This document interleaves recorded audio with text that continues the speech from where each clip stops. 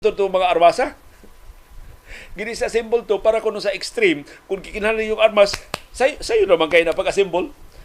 Gitudluan man ta na sa ROTC o zaon pag dali ka symbol og replay para makapabuto na ta pagpanalipod sa atong kaugalingon. Pero mao to gidis-assemble ang mga armas para di lang yun masipyat aling basikaran niya makabuto na hinuuna mas interpret nga kita nag-una pabuto diya sa West Philippine Sea. Mao na nga sayon kay para nato pagsaway sa atong kasundalohan, katalawan sa atong kasundalohan. Ay puti magkiting ang atong mga sundao, palihog ayaw. Isog kay ng atong mga sundao. Kanang kinahanglan mas dakong kaisog ang pagpugong sa kaugalingon.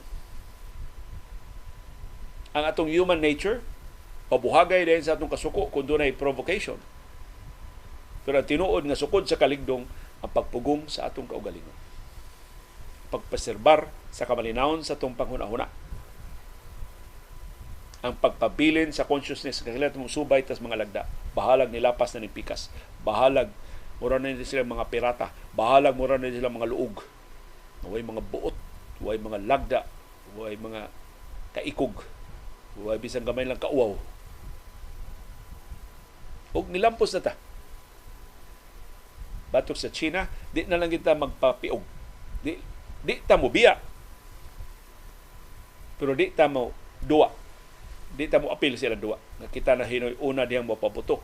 Kita na hinoy mo trigger sa mas dakong kagulian diya sa West Philippine Sea. Kay ila man ang gamiton. Ang bisan unsang sipyat nato, ang bisan unsang pagkaligas nato, gamito na sa China aron sa pag-justify sa ilang paggamit na og pwersa diha sa West Philippine Sea.